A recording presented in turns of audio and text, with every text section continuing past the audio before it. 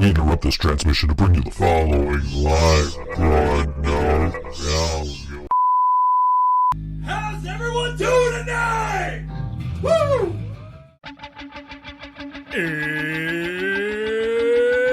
It's Wednesday. It's 6 o'clock somewhere. With Karina ready in her chair. And almost 10 whole people watching from home. Are you ready? I said, are you ready? It's time for the ThinkSoJoE Show!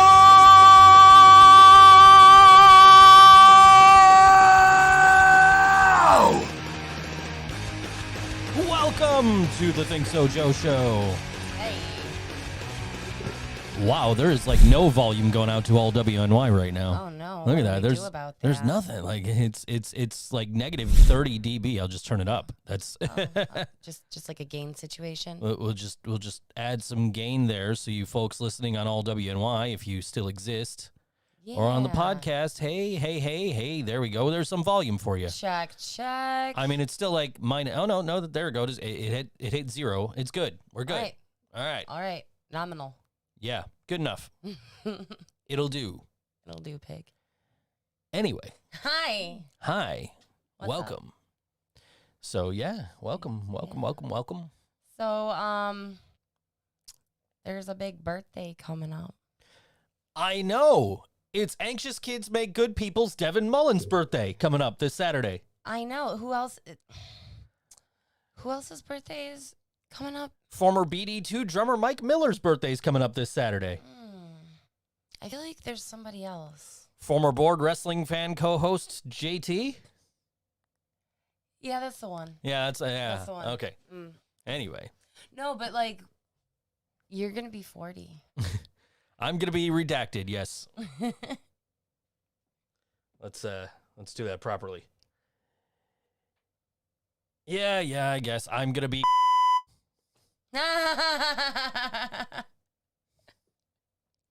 All right, how's that? I Is liked that better? it. I liked it. Now I got to switch back to the regular sound bank. Anyway, Yeah. I got paid to use that button once. It was great. Oh yeah. They're like, hey, can you put a bleep? Like, it's gonna actually say it in the script, but can you bleep it out?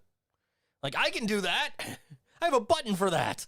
You've been waiting all your life to use I've that button. been waiting for that ever since the last Roadcaster upgrade. Yeah. Because they added that. Yeah. Anyway, So we that's all gonna be right in front of me starting next week. So like, yeah, that's exciting. yeah, Like he's like a little kid. I am. I'm excited. We got a new rack case for the Living Braindead. So I'm taking the old one. I'm putting all this stuff in that. So now I got all this extra room on the desk, and I'll have everything right in front of me. Like the keyboard will be over here.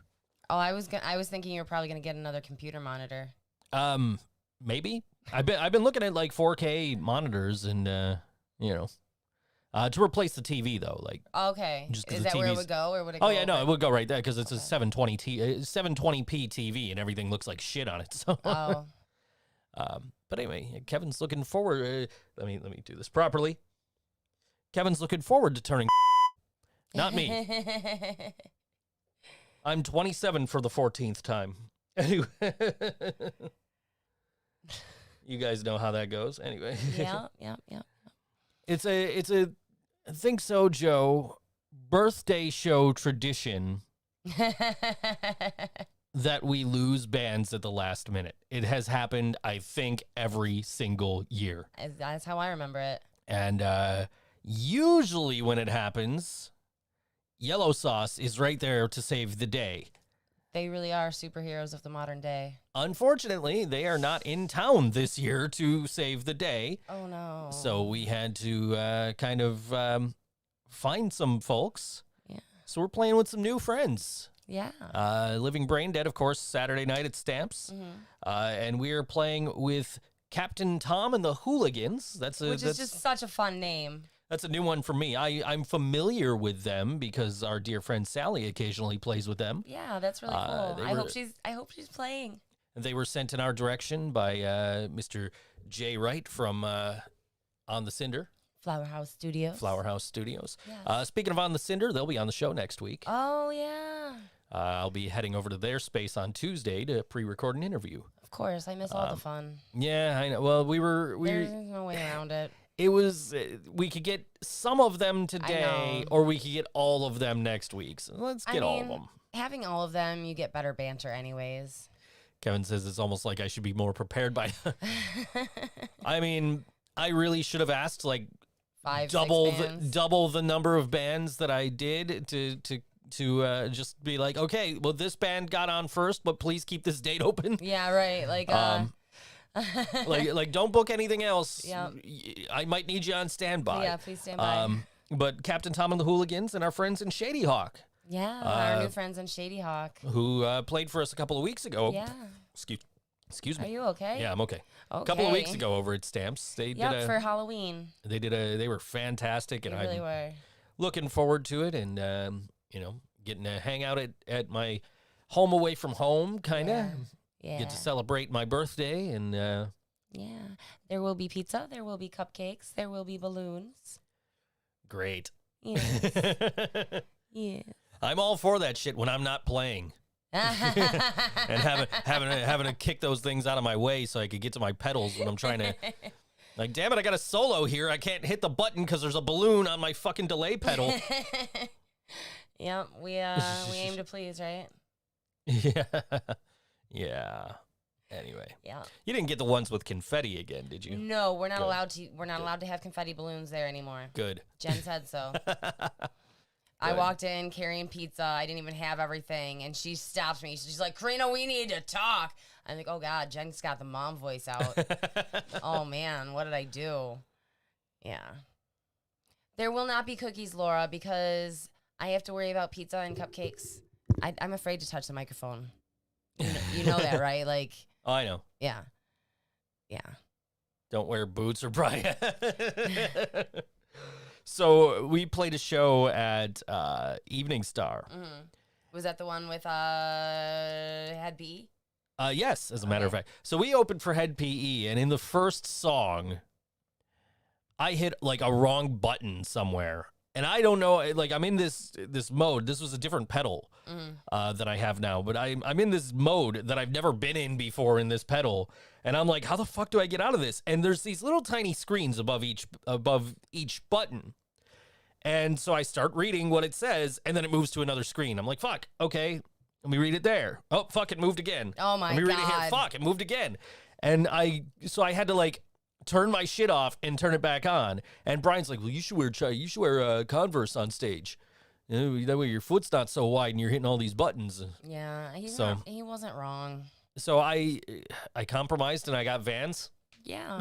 Yeah. So hopefully, I mean, I was still kind of hitting like 2 buttons at once last night at practice, but I had Jay from On the Cinder was with us. Yeah. And he's right next to me doing what he's doing. Yeah. So I'm like trying to not hit him with my headstock. Oh. So I'm like kind of playing this way and trying to hit buttons. Yeah. You must but- be excited to get on stage at Stamps again. Yeah, I mean, I'm excited to get on stage with these in-ears Yeah. and see how well this works out in an actual playing environment instead of, John's man cave. Truth. But yeah, it's I knew I meant to move something out of the way of the camera. Laura keeps asking about the guitar crate behind you. Anyway. Oh, there it is. Yeah. Anyway. Is it Guitar Crate. Guitar Crate is actually pretty cool. It's like one of those subscription boxes for guitar players. Yeah, I'm trying to sell Ryan on it right now. Do they have a bass crate? They do have a bass crate. Cool. I meant to send them the link. I'm going to have to remember to do that at the end of the show. Yeah. But yeah, I've been a subscriber for a while. You get all kinds You have of... so many capos because of I it. just got another one today. And you just got one returned to you. I did. From the missing worker a couple of Yes. weeks ago. Yeah. It's like $40 a month. You get like a $45 value out of it, but the real value is it's shit you never thought you needed. Right. Or like you're that like, you wouldn't buy yourself. Like I wanted that, but what the fuck would you need in a vocals crate? Some lozenges. I guess Some teas. that's That's more like a pamper crate. Actually, that would have been nice when I was a singer. So Yeah, right. Yeah, no, I mean, but yeah, it's a great, you know, it's all shit. You're like, fuck, I was thinking of getting this. Yeah. And I just didn't see the need for me to have it. So cool, I have it now. Yeah. Now I can play with it. Fucking earplug. What? Anyway. Yeah. Yeah. So we went to a show. We did. Since our last podcast. Yeah. We got to see War on Women. War on Women was so good. They rocked my face off. So I, on Things You Might Not Know this week, wore a War on Women shirt. Cool. And it was a video about Beavis and Butthead killing Winger's career.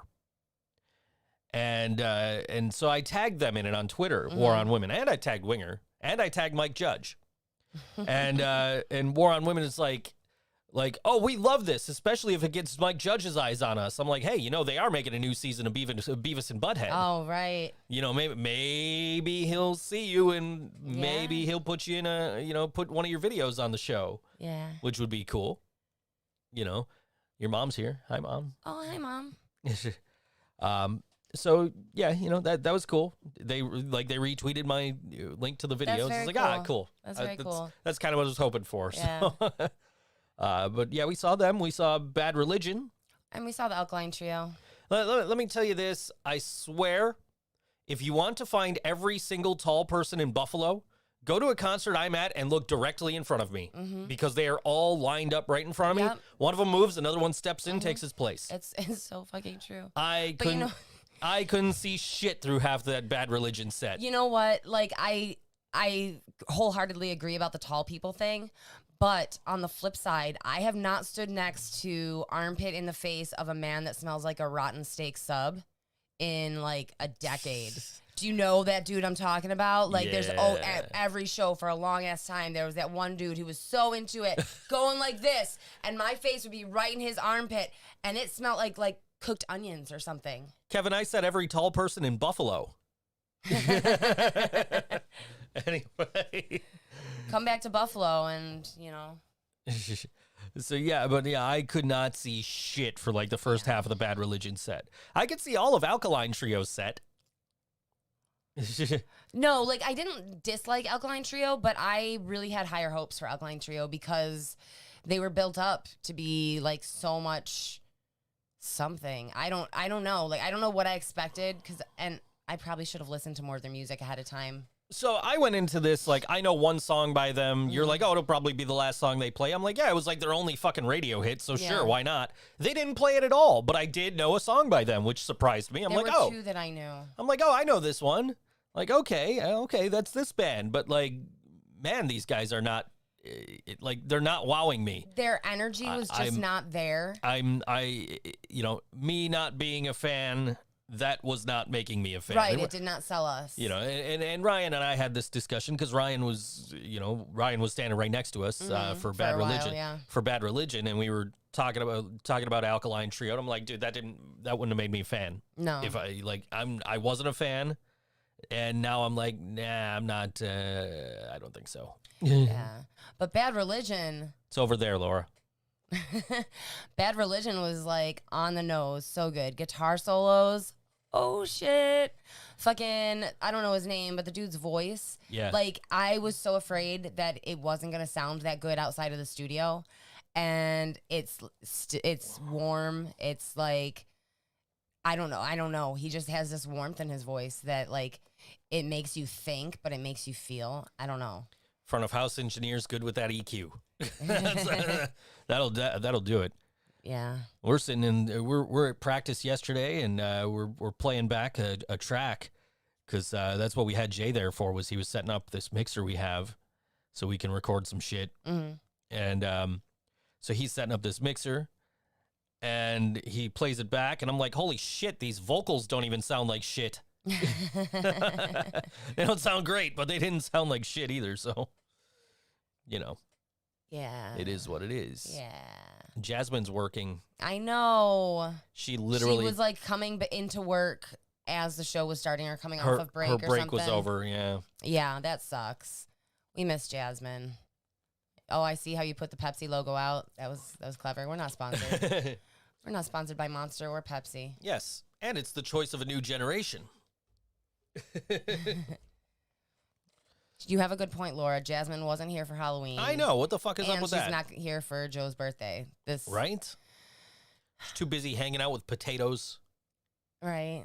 She would have loved Spud. She should have been at the Halloween show. And you know what? She actually would have loved Spud because Spud blew our Spud was really socks off. I'm kind of bummed that she was not available when we asked her. But I mean, she was available the first time, but then she picked up and shift at work. Okay. I mean, that is kind of on me because I was like, I got options here. And then it was and then you didn't. And then it was like, okay, what happened to all my options? Where is everybody? But thankfully, I got Captain Tom and the Hooligans. So that's gonna be really cool. That's gonna be an interesting way to start that show. So be there at 8:00. Yeah. Before all the pizza goes. True. As somebody who works in the food industry, specifically pizza, I used to like eating old or cold pizza a lot more than I do now. Get there while it's fresh, guys. I still don't mind cold pizza. So when it's been, or if it's been sitting in the warmer for too long and the cheese dries out. Oh. What's that place we had today? Stack Burger. Stack Burger. So let me tell you this. Last week, I weighed like 206.6 pounds. I'm like, yeah, okay, cool. I'm getting close to that goal. Yeah. Then Karina came home on Friday. Yeah. And then Madison, my daughter came over the next day. So within 24 hours, I ordered from DoorDash 4 times. Yep. And I went on the scale. I'm like, fuck, I put on like 3.5 pounds. I'm almost 210 pounds again. But I was back down. I was at 205.6 today. That's wonderful. I am just and over. And then we had Stack Burger or whatever it is. And I didn't add that much weight. I was like 206.2 when I went in the shower after. So yeah. Well, I mean, we didn't go crazy with fries and stuff like that. That does help cutting down on the sides. We got chips. We got chips to split. Yeah. And they're really good. They're just fresh chips. I did get a burger that was that the buns were grilled cheese. So you have a good point there. You do have a good point there. Yeah. Good stuff though. Yeah, I had a bacon and blue burger, and I thought of Mom. Mom, I thought of you because I know you like blue cheese on your burgers. It was really good. Yeah, but last Saturday, I come home. We ordered Tim Hortons like we always do. Yes. You were home, but you were sleeping. And you're like, I don't want anything. Okay. Let me sleep. Cool. Less money I got to spend. And then after you left, Madison's sitting here and she grabs, there's a flyer for Mac Love on the table right next to her. And she goes, can we try to get this again? Because the last time she was here, we tried to get it. We couldn't get it. Right. She's like, can we try and get this again? Like, yeah, okay, sure. So we went on like, oh, look, we could get food. What do you want? What did she get? I don't remember. Aw, you're killing me. I think when it's from there, you have to start remembering. I got the pesto one again. And they had it like swimming in sauce this time. Yeah. Like I don't remember it being that saucy the last time. Yeah. I bet she got like the buffalo chicken or something like that. I think that might have been somewhere close to what she got. Which is on my list of what to try, I think that might have been the first one I tried, and it was pretty good. Let me see if I can find out what she got. Oh, technology. I got to rate our order from Stack Burger, too, I think. Yeah. I don't think I've done that. That's not what I wanted to click. If I wanted that, I'd just walk around the corner. Anyway. What was it? Cantina 62. Oh, yeah, that's just up the street. It's literally around the corner. Yeah. Anyway, gave feedback, and now let's see if I can order Mac Love. Okay, so I got the two-skin mac. Oh, yeah, that one's really good. She got the bacon and cheddar. All right, that would have been my next guess. Yeah, she got the bacon and cheddar. Mm-hmm. Good stuff. Yeah. But, so... Yeah, lots of DoorDash. Lots of drivers got tips last weekend. Well, then you got chicken. Is there still chicken in the fridge? Oh, there's. I'll prep some chicken before I have a couple of packages left. So I was down to like two pieces of chicken. So I pulled another one out and put it in the fridge. That's great. Got one in the freezer I got still. That taco meat that I'm gonna prep for you. She hits me. Look at this. Anyway, yeah. It's because I didn't have enough. I'm a job creator. I guess I am. Tipping all these DoorDash drivers. Yeah. Well, people that work for tips really appreciate it. Yeah, I'm sure. Yeah. I definitely was ordering a lot of like, and then like, so once like Madison was gone, I'm sitting here like, I'm not ordering DoorDash again until Karina gets home. And then we did. And then as soon as you got home, I'm like, what do you want for lunch? Yeah. Yeah. So Laura wants to know, what is DoorDash? Are you serious? Do they not have that in the UK? It's like Uber Eats. Yeah. Or like It's a delivery Grubhub. service. Yeah.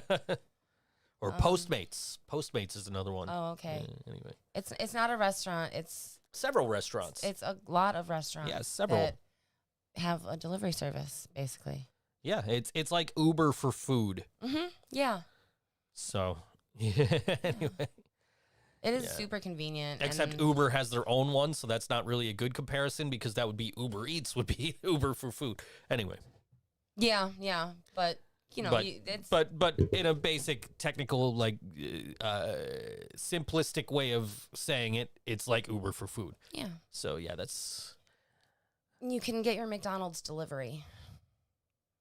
That's... Yes, basically you another can get Uber a fillet Eats. of fish delivered to your house. We could get chicken McNuggets like we did last Friday. Yes. Yeah. Oh, I went to a new neurologist. You did. I did. It turns out that my neurologist has been so focused on talking to me about politics for the last 12 years that he hasn't really been treating my medical issues. Great. He's just been like rewriting the scripts and like, oh, this will hold you over. And so now I have to have all these tests done. Yeah, you were Oh my God. And like some of them are like... There's going to be a week in February where we don't have an episode. Or we'll have to pre-record or something. Yeah. Or maybe you can get a co-host. I mean, I'd rather be sitting next to you at the hospital. Well, that's no fun. And plus, I'm not there to like... You don't need to see me have more seizures. You don't... You don't need to see that. I know it's not fun. At least it'll be in a controlled medical environment, and I don't have to worry about calling. Like, your mom will be expecting you to have a seizure at that point. I won't have to call her at 3 a.m. Right. Yeah. But, yeah. Laura says, bring back John. Kevin says he'll do the show. Yeah, he's very talkative. Kevin says you should sue. Sue. I saw the doctor for 19 fucking years. Mm-hmm. And I missed an appointment, and he's like, okay, I'm not your doctor anymore. Yeah, I was with you when For you my got your MS diagnosis. That was the day I met that doctor. Yeah. He seemed to know what he was talking about. Yeah, he really talks a lot of good game. Yeah. But yeah, it turns out some of the medications I'm on might be like hurting me. So we got to see what's up with my brain. And I mean, it's like not that big of a deal, but it's like a big enough deal that I have to spend up to 5 days in a hospital trying to induce a seizure. Laura says to bring back John. It'll basically be a one-man show with me and John. I could get Ryan to co-host the show at some point. Oh, that would probably be really fun. All the rest of the Living Braindead have co-hosted, so right. gotta get Ryan. Yeah. I mean, he's been a guest. He's been here in the studio. Shit, and, even Dan Twist. yeah, Dan Twist. Even Dan Twist. Yeah. Only one who hasn't is Ghetto Steve.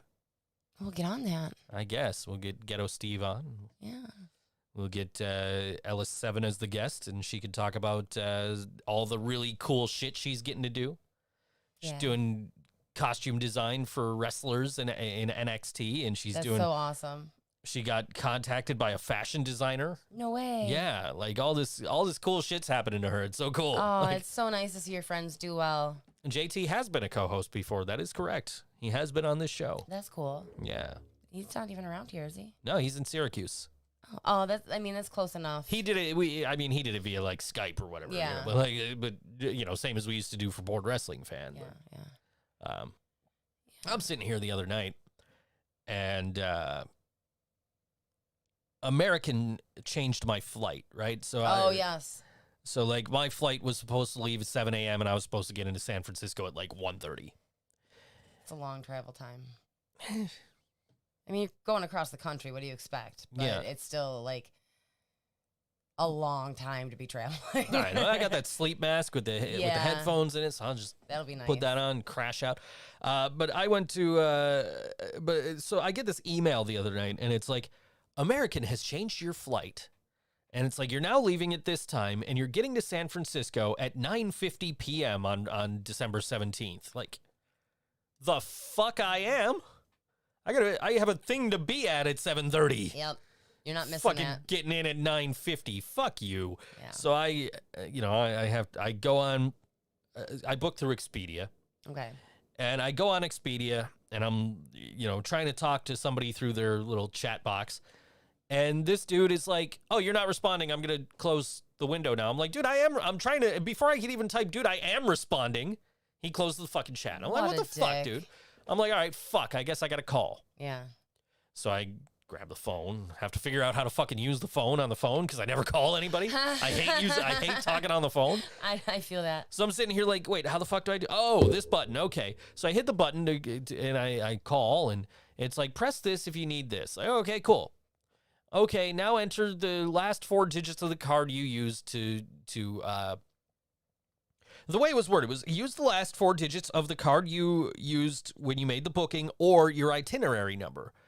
To me, that sounds like enter the last 4 digits of either your credit card or your itinerary number. But no. So I entered the last 4 digits of my itinerary number. I have no idea what fucking card I used to book my flight. Right. I probably used a virtual card, realistically, because my credit card company allows me to do that. Okay. So I don't know the last 4 of my fucking credit. So I punch in the last 4 of my itinerary number because it's already up on my screen.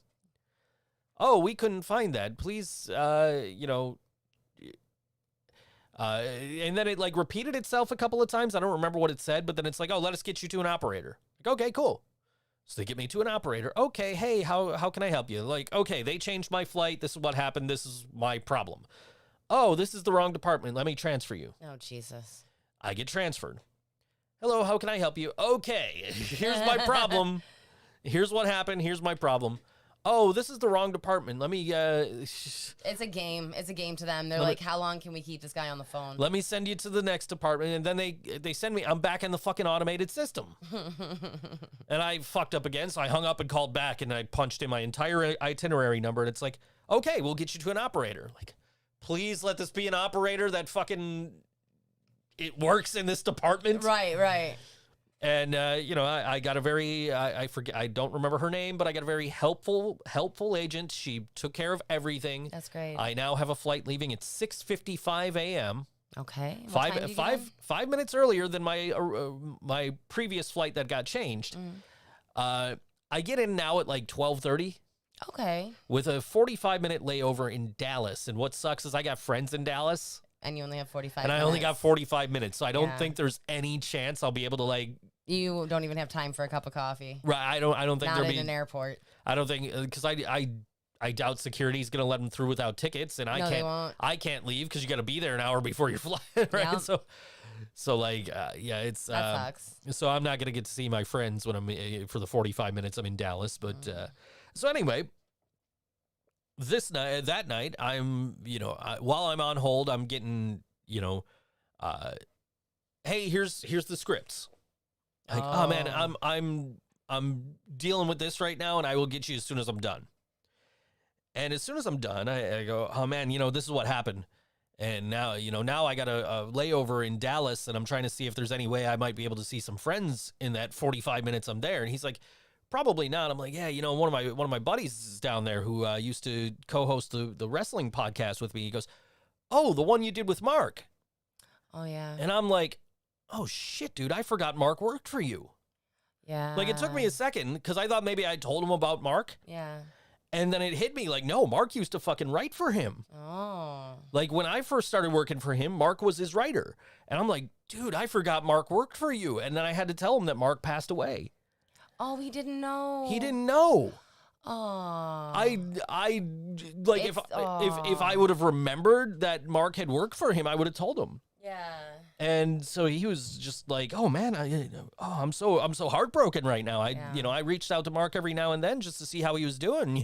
Like yeah, man, I'm sorry to have to break the news to you. So I sent him, the link to the memorial. I sent Laura the link last week. Yeah. It took me a couple of days to remember to do it because I get to talking about other shit and I forget stuff.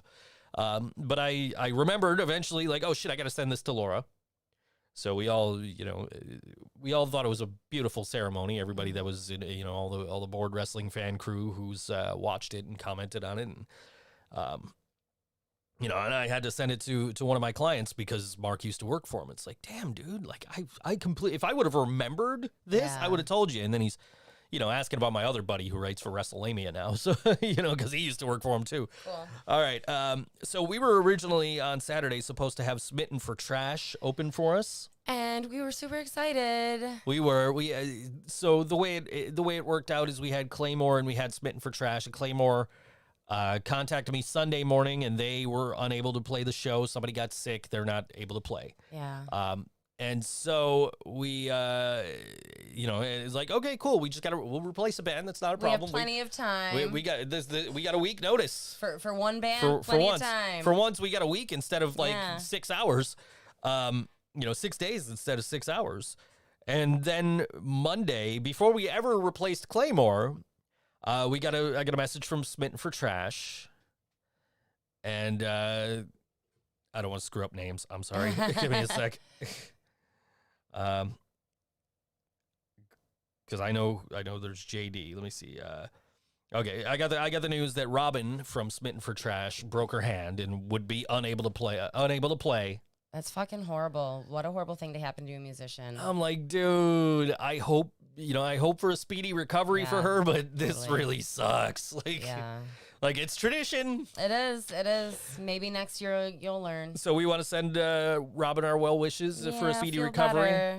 And hopefully we'll get to play with you guys down the line. We were really looking forward to it. So we're really bummed that you got hurt, and especially that you got hurt. Yeah, totally. But also that we're not going to get to share a stage with you guys on this occasion. This time, yeah. Hopefully sometime in the new year after you're healed up and after we're ready to get back out and do our shit. So this is Smitten for Trash. This song is called Flesh and Bone on All WNY. ThinkSoJoE Show.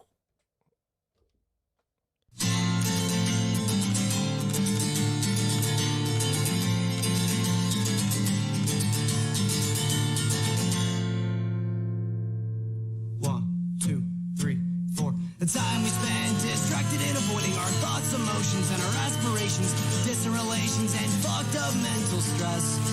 Fed up ties and informal compliments. Everyone's fake and I need to stay away. Stay away. Stay away.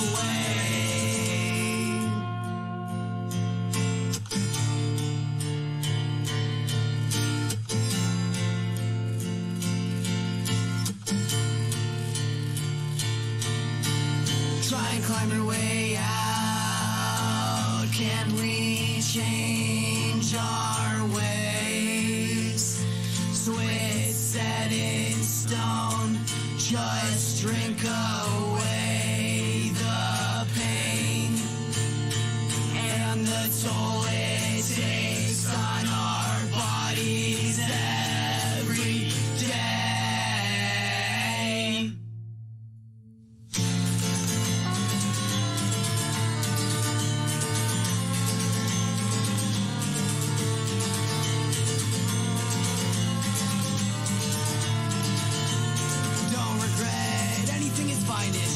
Into who we really are. All the faults and shitty things we go through sometimes make us feel like this life's fucked. This shit's fucked.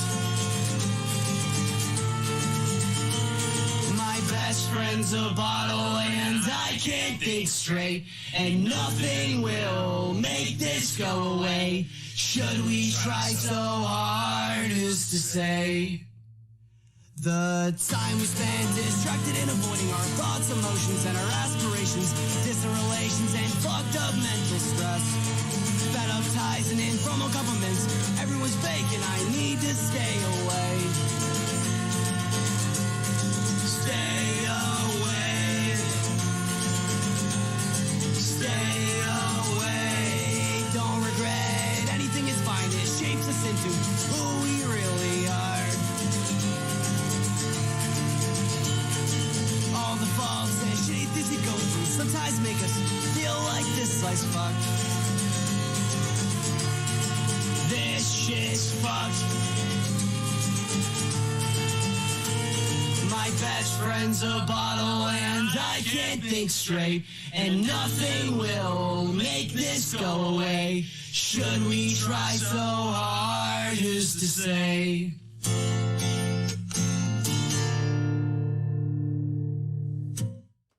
Smitten for trash on all WNY ThinkSoJoE show. That is right up my alley for what I've been listening I to. know you're into that folk punk. I really am. You're so into the folk punk. Why didn't you recommend any folk punk bands for? Because I don't really know any local ones that well, obviously, except for like Smitten for Trash, Cardboard Homestead. Cardboard, yeah.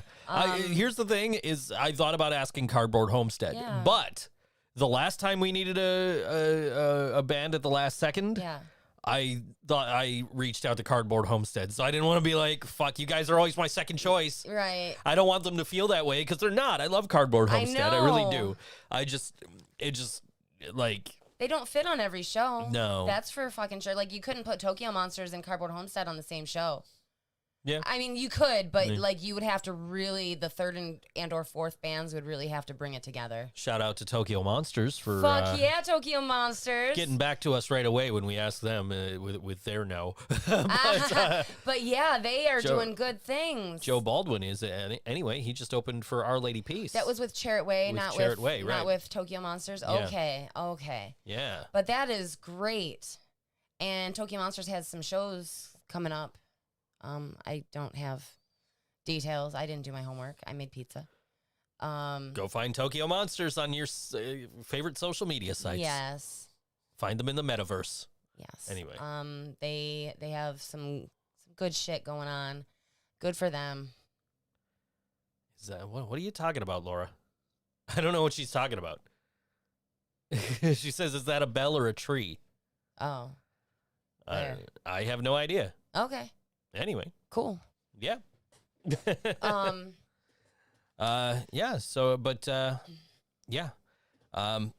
definitely lots of bands doing good things. I'm kind of upset that there's an XM Priory show coming up in Rochester with the Dreadnecks I know. and Wyatt Coyne, and I'm like, please book us. Oh, that's a mushroom. Oh, this. Oh. She doesn't know you at all. It's a mushroom. Anyway. I was like, book us. And then I found out we weren't available. I'm like, book Yellow Sauce. And Leland's like, yeah, book Yellow Sauce. And then they booked somebody else.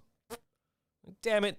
I wanted that show. Yeah, that would have been fun. I wanted to go to would've been Rochester really and fun. party with my friends. Speaking of Rochester, just announced, not a local show, but It's local. I mean, not a local band show. Right. the Bomb Pops and Dropkick Murphys in February in Rochester, and Super excited to see the Bomb Pops again. yes, I guess we'll be there for Dropkick Murphys too.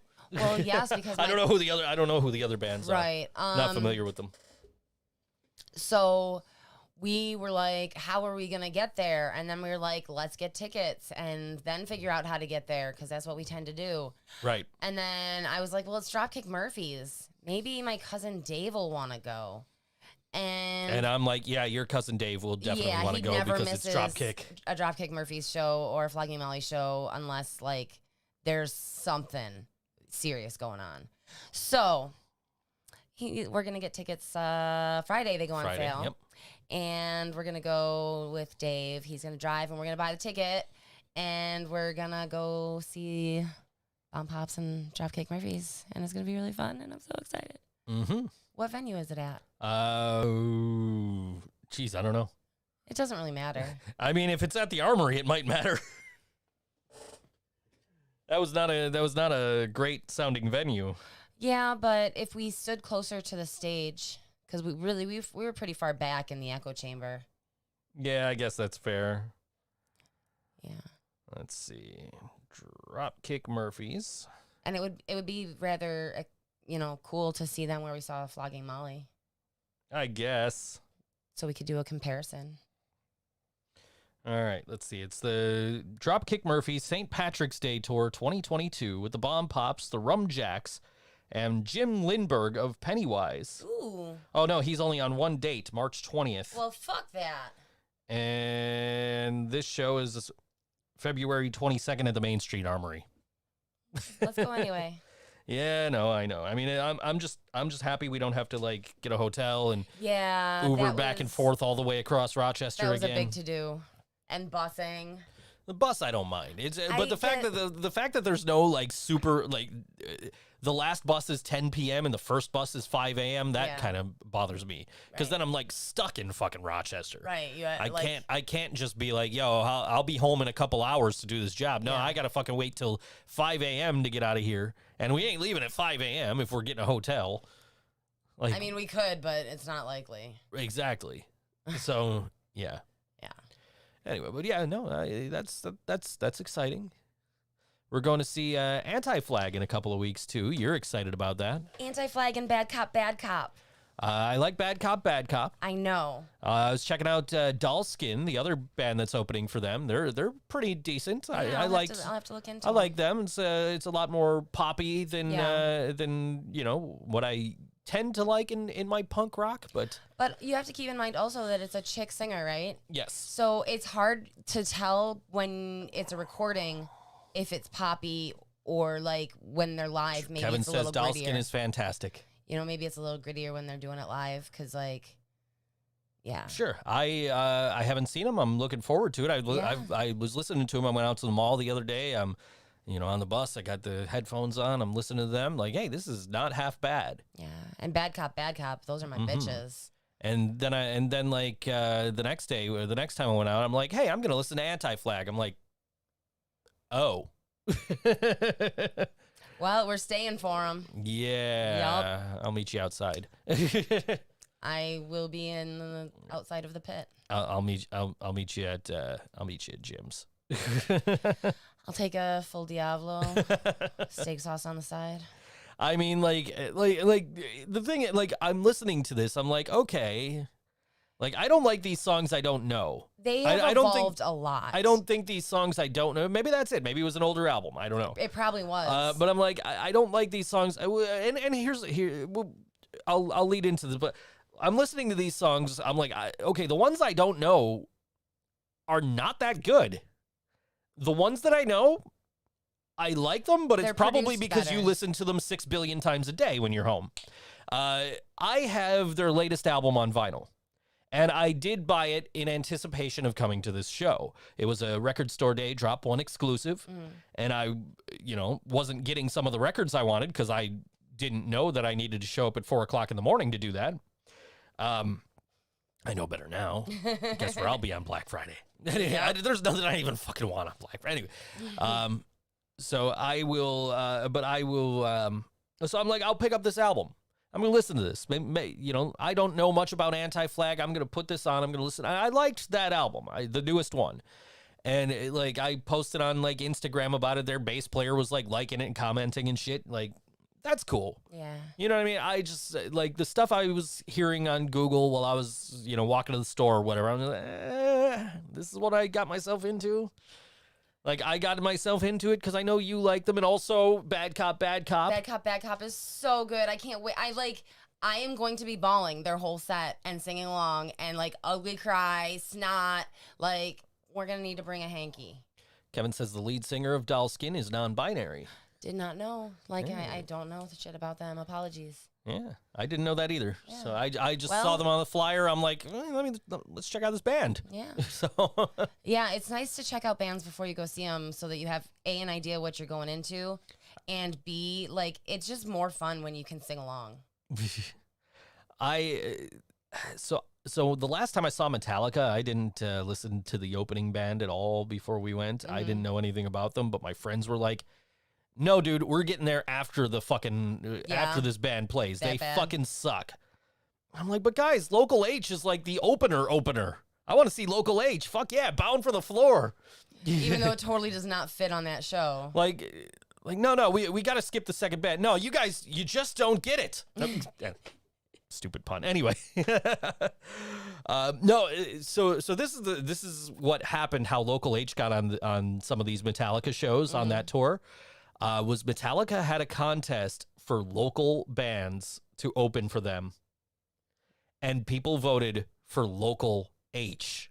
A national band. A national band who have local in their name, so technically I guess they're not necessarily not a local band in every sense of the word. I don't know. But I wanted to see them because I've never seen them before. I like that one song I know by them, so I was like, I want to see them. But they're like, no, we're not. You didn't get to see them? I didn't get to see him. I did get to see Mixmaster Mike from the Beastie Boys spinning in between bands. Oh, that's cool. But the band that was on direct support for Metallica was Volbeat. And fuck. I didn't think they were so bad live. Mm-hmm. But then, like, I would come home and I'd be playing music and, like, just a really shitty song would come on. Every time. And I would just be like, hey, Wiretap, what is this? And it would be like, this is whatever the fucking song's called by Volbeat. Like, oh, that's why this sucks. Next.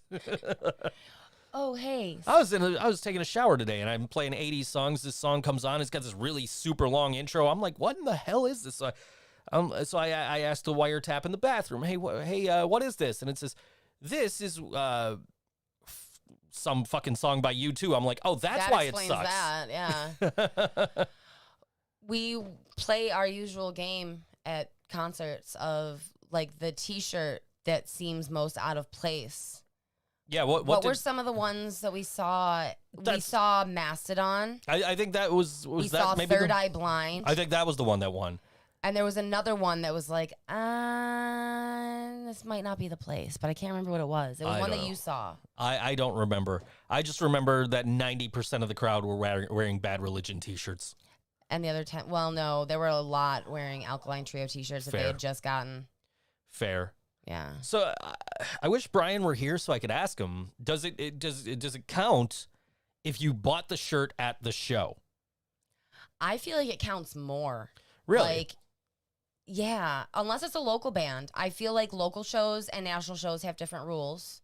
I think that's probably the case too. If it's a local band, put that shit on.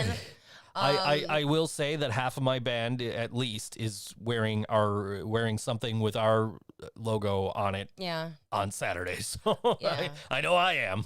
Cool. And of course we've all got our wristbands and shit, so that's definitely worth assuming you're not 14. Yes, if it's your first concert and you get the tour shirt and you're like all pumped up to fucking wear the tour shirt, like, yeah, put it on over the t-shirt you're wearing. That's cool. So like me with my my On the Load Again Metallica t-shirt. Yeah, that's back in '97. That's pretty lame sauce. And then the next year I'm walking around with 3 Metallica t-shirts. Yeah, just carrying them because you can't put them on. No, I think I might have put one on. I think I wore a Metallica shirt to the show because nobody explained this to me. This is my second ever concert. The only thing that was ever explained to me was when you get inside, grab onto the guardrail and don't let go or you will die. For my first Metallica show. My second one we had seats, so it wasn't pretty much the same. It was like the only lesson I learned that day was here's how you sneak your friends who are on the lawn up to the seats with you. Oh, usually aren't you trying to get at Darien Lake? No, not at Darien Lake. Not at Darien Lake. No. My bad. I mean, I'm really glad we weren't on the lawn because the lawn was on fire and people were like moshing around it. These are reasons I wouldn't go to a Metallica show. I think that's probably reasons why Metallica hasn't played Darien Lake in 20-something years. Speaking of crazy things happening at concerts. Are we talking about Travis Scott now? Yeah, we are. We're gonna touch on it. Okay. I don't really I haven't read any articles. I've just heard in passing that 8 people died and a couple hundred were injured. Mm-hmm. Like, now what happened? Was it just like a stampede? So my understanding, and I haven't really read much about it, and I didn't watch any of the videos. So this is all hearsay on my part. So don't right. Don't at me, bro. Anyway, but my understanding is like before the show, he was like trying to the show was sold out, and he was like, oh, just come anyway. Oh, wow. Like trying to get more people than were allowed in the venue to show up. Wow. which, you know, that's if Super unsafe, that's especially not in safe. COVID times. That's, I mean, there's limits for capacity for a reason. But the other thing I heard from people who have watched the video, and I haven't watched the video. So I don't want to watch the video. I don't either. I don't, so I don't know for sure. I don't know. But what I'm told is that in the video, you see the ambulance coming through the fucking crowd to get some of these people, and this dude keeps playing. Now, okay, How big was the venue that he didn't notice this? That's what I'm saying. Like, I don't know how close the ambulance got, but how do you not see... Kevin says the videos are pretty horrible. How do you not... If you see flashing lights from that aren't on the fucking stage. Right, like, how do you not... and you're telling me... you're asking how big the venue is. How is nobody in this venue... On some walkie-talkie. In his ears... Or at least the stage manager's ears. Or somebody's ear that can get in his ear, because he's wearing in-ears, from what I'm told. Or monitor engineer can get in his ear. Even if he doesn't have in-ears, he's got monitors. So, like, you're telling me nobody in this building was like, Travis, there's shit happening, you need to stop. Yeah. Or maybe, you know, so... You gotta figure somebody's trying to tell this dude to stop. Yeah. Right? And Joe Caffarella from STEM, we don't agree on a lot of shit. But I saw him make a point, which was Jason Aldean, the country singer, right? When the shooting at the Las Vegas, that Las Vegas shooting that killed a shit ton of people, which was fucking horrible. I remember seeing that on the news. I was working that night. But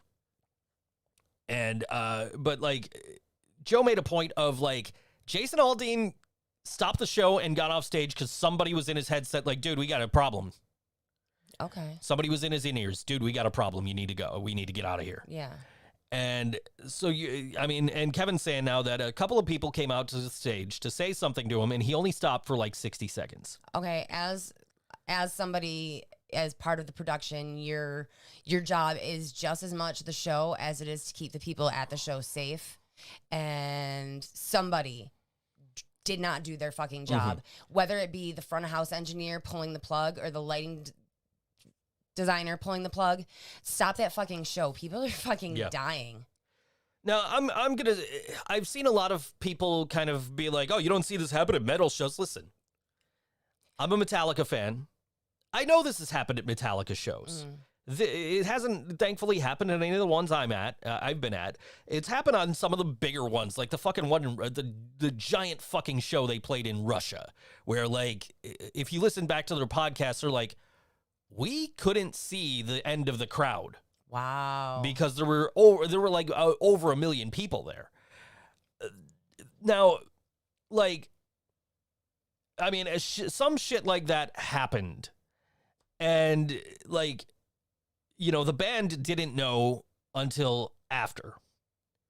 So, I mean, but if you watch footage of that show or you listen to the recording, because the recording is that whole recording is on the Black Album box set that just came out.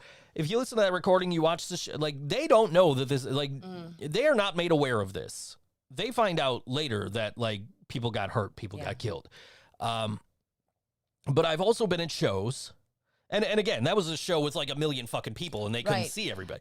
But I've also been at, like, the last time I saw Metallica in Foxborough, you know, James thought there might have been something happening and he's like, hey, what's going on over here? Is everybody okay?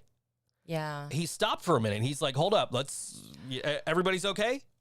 You're good? We're good? Okay, cool. We're going to play now. That's pretty respectable. And I've been to shows like, I saw Steel Panther at Rapids Theater. Right. As I often did.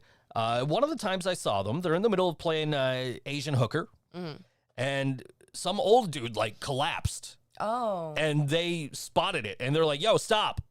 Yeah. And they stopped playing the song. They're like, let's get this dude some help. Yeah. And then we'll continue if we can. I've also been to local shows where the band had no idea what the fuck was going on right in front of them. Yeah. When a dude, like, got his leg snapped in two. Oh.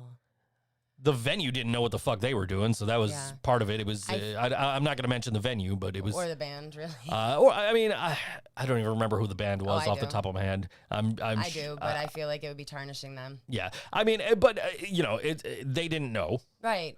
But with those but lights again, on, you can't see everything going on out in the crowd. But again, there's not a fucking ambulance coming out. I'm sure True. the siren probably had to be on, right? Yeah, but who knows if they could hear it over the PA? Fair enough. But somebody would have. This is something that, as people gathering people together, the production crew, the security crew, everybody involved in that show should have safety precautions drilled into their head, especially with the fucking way the world is now. This kind of thing has been happening. Shootings, stampedes, who knows, what the fuck starts these things, but that it happens, and we need to know how to evacuate. We need to know how to get emergency treatment to audience members or band members. There's just so much that can go wrong, and to think that these departments aren't talking to each other, security and production need to be contacting each other so that they can say, hey, there's a problem. We need to stop the show in order to fix this problem. Hopefully we can get it going again. But, people go down. Maybe people think that at metal shows, because people that go to metal shows go to more shows, so their concert etiquette is just a lot smoother. You can tell people who don't go to a lot of shows in a crowd, they don't know how to look out for each other. They don't know how to look out for themselves. They don't know how to widen their stance so they don't get knocked over when the headlining band starts. The mosh pit in, rock shows is going to happen. I doubt that happened at Travis Scott. Here's the thing. Like, I want to say this, that whether you like heavy metal, whether you like punk, whether you like hip hop, whether you think Travis Scott is the fucking devil himself, innocent people died. Right. They were just trying to enjoy a show. There's no reason to sit here and be like, oh, well, that wouldn't happen at a fucking metal show. Don't fucking make this. It doesn't matter if it would or not. It's irrelevant if it would have happened. And it has happened. Yes. It has. It and absolutely worse things have has. happened at metal shows. Look at if you watch the Woodstock 99 documentary, you watched that with me. Yes, like, geez, yes, I did. Like people, people weren't like trampled on there, but people died. People died. People were raped. Exactly. People, I'm overdosed, So like this is not exclusive to these fucking are things that to a happen hip at hop all show. concerts. But there is definitely something. Somebody didn't do what they were supposed to do, and I doubt it was one person alone that made the mistake. No, and Kevin says a lot of people fuck this up. That was a team effort, and that team should have been better prepared, and I hope that it sets an example so that going forward, concert productions are looked at as, this can be extremely dangerous, and we need to put all safety precautions out there, not just hand sanitizer. Mm-hmm. I mean, I don't know what's going to become of this. Mm-hmm. What is going to happen to Travis Scott, if anything? If he's going to get any kind of punishment for this? If he refused to stop the show, I think I should think be if punished he was in some way. Absolutely, if he was informed that, hey, shit's happening. I'll tell you what, and another example of like trying to make the crowd safer. If you listen to the Guns N' Roses Live Era album. Mm-hmm. One of the first songs, like after they play the first couple of songs, Axl's like, hey, hold on a second. Everybody take one step back because people are getting crushed up here and it's not cool. Yeah. So like, we all get excited. We all want to get as close as we can to these, celebrities, these rock stars, these people we idolize. And I've definitely been hurt at shows. Yeah. I have absolutely been hurt at shows. I bruised my ribs at a Real Big Fish show getting smashed up against the guardrail. Yeah. And like, and Real Big Fish is not that dangerous of a show. Let's be honest. They're not as big of an artist as Travis Scott. I don't know anything about Travis Scott, but I know his name and I know he's popular and I know he had this big festival and he had all these people there. But I mean, like, if I'm getting my ribs almost broken at a fucking town ballroom, at a ska show at Canal Side. Oh yeah. In broad daylight, mind you. So that's not that rough of a crowd, really. Like, I mean, that's Canal Side's kind of a family venue. Yeah, I mean, but it still gets a little crazy with the ska bands and Yeah. people crowds. It was mostly like crowd surfers because I'm like turned to make sure I'm not getting kicked in the head, and then I'm getting rib first into the guardrail. But I mean, yeah, absolutely. I mean, I don't know the whole situation. I didn't see the videos. I didn't read the articles. I definitely saw the headlines. I've seen the arguments either way for like, oh, it wouldn't happen on a metal show. Yes, the fuck it would. It has. It has. It will again. And but, hopefully people will be better prepared to, you know, put order back into the audience for safety. Hopefully, if it ever does happen again, the artist will, somebody will inform the artist. And this, in these days, like, with technology, all we of can do that. all of these major artists are wearing in-ears. Front of house has a direct line into the ear of the artist to say, "Hey, listen, shit's happening. You need to stop." Yeah. Security says you need to stop. Yeah. There's a fucking ambulance here, dude. What the fuck are you doing? Right. Like, so Take your microphone and part the crowd so the ambulance can get to the people that aren't okay. It's not 100% on Travis Scott, but I can't imagine that he's innocent. That nobody fucking told him there's a fucking ambulance out here. You need to stop for a few minutes and let people get to safety. Yeah.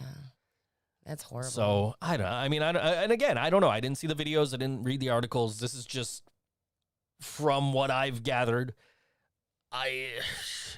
I don't know. I'm not Travis Scott. I can't see through his eyes. I don't know what he saw, what people were saying in his ears. Right. If any, I don't know. Right. But Kevin says the only time he's ever been heard at shows was at in the hardcore scene. I'm guessing half of that was your own fault. Because I have been to hardcore shows and you just dance a little rougher. Don't you have a scar over your eye? That's not from a hardcore show. That's from a goat horse show.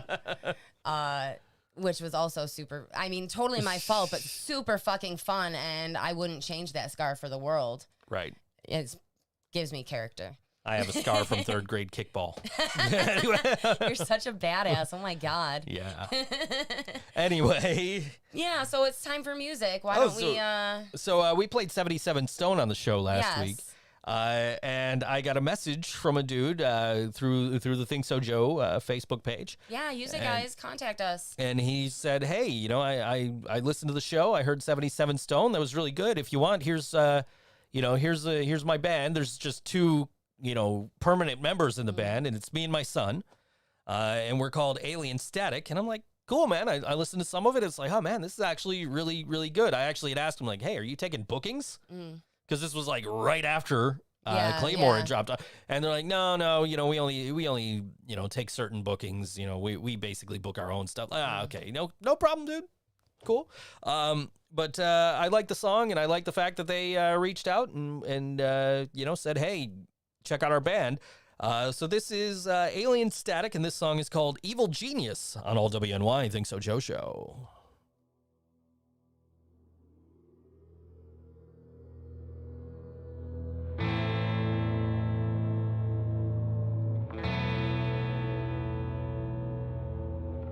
I got an evil mind, gonna make some noise, wanna topple law, destruction makes me smile. Take it all from me, that's what makes me free.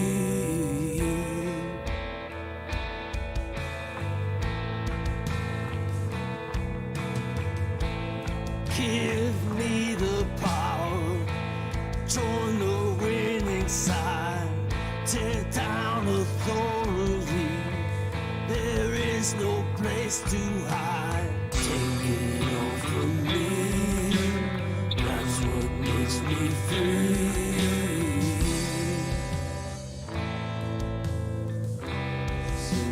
Civilization is an illusion, for salvation running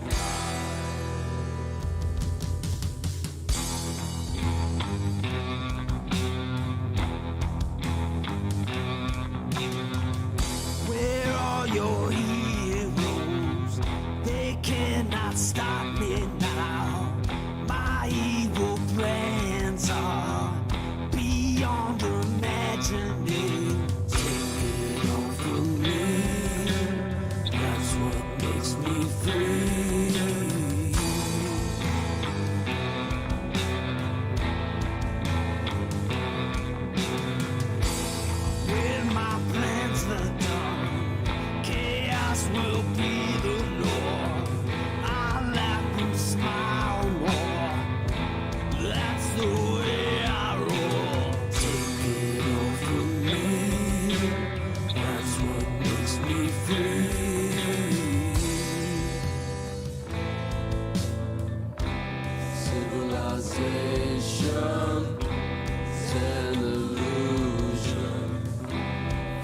salvation.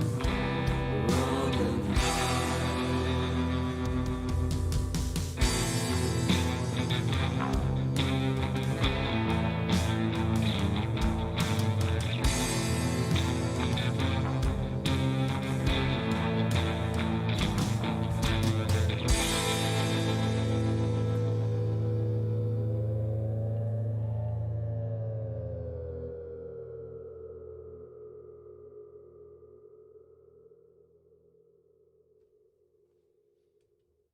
Alien Static on all WNY Think So Joe show. That was super chill. That was cool. Yeah, I dig it. Yeah. I got a whole EP up on Spotify. It's good stuff. Great. Check it out. Kevin says I was wrong. He did not hurt himself at hardcore shows. So that sucks because rule number 1 of the mosh pit, someone falls down, you pick them up. Mm-hmm. And that's not even a ska joke. That's like not no, even that funny. Is, no, you're absolutely right. That's And I've something been- that I loved at the Bad Religion show was seeing the mosh pit etiquette. I think punk rock mosh pits are like the most beautiful thing in the world because you can take out your aggression and be happy at the same time. And everybody really is looking out. People lose shoes. Somebody would stand up and be like, hey, there's a shoe. who lost this Who inhaler. lost this inhaler? You know, I even a hat, you know. This really, really fucking tall kid who was standing just to the left of me. So, like, whenever one of the other tall people would move, he'd jump in front of me. But it must have been like his first show, right? And Was that the one that was jumping in the independent hoodie? He was jumping up and down dancing, and he was jumping up and down on my feet. Oh. I was like, dude, like, I know you're excited, Yeah. but Well, those are my feet. he got into the mosh pit and he comes out and he runs up to his buddy. I got in the pit. I got in the pit. I got in the Aw, how cute. That's cute. But Tell yeah. Karina I tell Karina she looks pretty all the time. Thank you. I Anyways, do. we were just scrolling through Facebook, and I saw a status that somebody said, I'm watching the Woodstock 99 documentary on HBO, and I'd just like to say, Travis Scott is just Fred Durst Jr. I take issue with this. One, because Limp Bizkit didn't start the shit. They weren't even on the night all this shit was happening. But Travis Scott didn't start it either. No, fair. You know, he wasn't down there doing whatever, you know. But I'm saying, like, all the, like, you know, like, bad shit was happening all throughout Woodstock 99. That's true. But, like, the worst of it was the Red Hot Chili Peppers were playing, and there's a fire, and they go, hey, guys, we should play another song. Here's a Jimi Hendrix cover. Yeah. So Limp Bizkit, but, you know, Fred might have been... like, you know, the whole break stuff thing. Fred like, might have been being Fred, but Fred wasn't, like... At least his people know how to handle aggression because they're, like, naturally aggressive. Like, Sure. I guess, like, it goes to concert etiquette, and it just goes to, like, general sociological etiquette, I guess. Like, the subcultures that go to concerts more often are just different, like more metal, more punk, more rock. Like you don't hear people like touring with Travis Scott like you do The Dead, or I mean maybe you probably do. People are fucking crazy. I think, you know, Fred Durst is much more careful about his fans' safety because they came back after however many fucking years, played one show, and he's like, nah, this ain't safe. Right, because of COVID? Because of COVID. We're going back home, true. guys. That's true. Fuck this tour. We'll see you next year. Yeah. And then released an album. Yeah. So now they'll have something to promote on their tour. New album. Limp Bizkit Still Sucks. Is that the name of the album? That's the name of the album. That's pretty funny. It's a good album. Cool. Kevin didn't like it. I liked it. Yeah. But I've, you know, You're a huge Limp Bizkit I love fan. Limp Bizkit. Yeah. Always have. Yeah. I think Unquestionable Truth Volume 1 is like the most underrated album of all time. But anyway, so another thing I found out while we were on the song break is that people who apparently have met every single man in the world have named Paul Rudd the sexiest man in the sexiest man alive. Huh. Apparently, People Magazine has met every single person alive. Huh. That's the best they could do. And they've judged that Paul Rudd is the sexiest of all of us. I mean, he looks very clean. Now, I don't know about you guys, but I've never met anybody from People magazine. And I think I'm better looking than Paul Rudd. You know, I'd have to say so. I pulled off a better Weird Al costume than Paul Rudd did, too. All right? Anyway. No, Kevin says I feel because like they he really is. ran out of options. Kevin says it's because he is. He's super clean, but I don't think he's super sexy. I don't know. I don't know. We could have done better. Yeah, I don't know. I mean, I'm alive, I think. Yeah. Yeah. I think. For now. I don't know. I've never met anybody from People magazine. I don't know how they can say he's the sexiest man alive when I've never met anybody from People magazine. For real, have they seen you lately? I know, I look good. Fuck yeah. Somebody before the show posted, "Oh, why don't you guys who are balding just shave your head instead?" And I'm just like, because it takes a lot of work to look this sexy. Anyway. Yeah, I say this every year when People releases their sexiest man alive. Like sometimes they get it. It's sus regardless because Sean Connery was included in the past. Yeah, I don't know. I mean, yeah. I mean, I think, you know, if maybe I knew somebody who worked at People magazine, like somebody from People magazine came and like saw me, like, hey, how you doing? I'm from People magazine. I'm the guy that judges who the sexiest man in the world is. Just wanted to let you know it's not you. Just wanted to see how sexy you were. And then, like, you know, Paul Rudd got picked to be the sexiest man alive. Then, you know, I could. That's fair enough. I could dig that. You know, if I met somebody from People magazine who was like actually going around and seeing who all the sexy people were, you know. But I mean, you can't say that he's the sexiest man alive. Okay, so Laura says Paul is good looking for a 50-year-old, and I'm saying, if you have to say for something, he's probably not the sexiest man alive. I mean, Dwayne Johnson is still alive, guys. That's a sexy looking man right there. Jason Momoa, how's that? Okay, all right, we can settle there. All right. Yeah. Yep, would not complain. Anyway. Yep. So I don't know, Paul Rudd. I don't even know what the fuck Paul Rudd looks like, to be honest. You don't with you. pull him up. He's so just normal. JT like he's just normal. Let's see. I'm on Facebook. I don't want to look him up on Facebook. I want to Google him. Let's see. Paul Rudd. Oh, there we go. Paul Rudd, American Kevin, actor. how funny. I wonder if they include anyone in the running who has a net worth of under 10 mil. That's probably, the money is probably part of what makes them sexy, right? To some women, men, humans, money is sexy. Guys, this is the dude? That's the dude. Let me see this picture. That's not, he looks a lot cleaner right now. That's the dude, huh? Let me see. Like, we're dealing more with, like, yeah. Like this? Yeah, well, I mean, he does the bushy beard thing, and he does it well. Here's his IMDb. He's got nice eyes. I'll give him He that. does have nice eyes. I don't know. I mean, but like he cleans up well, if that's what you're into.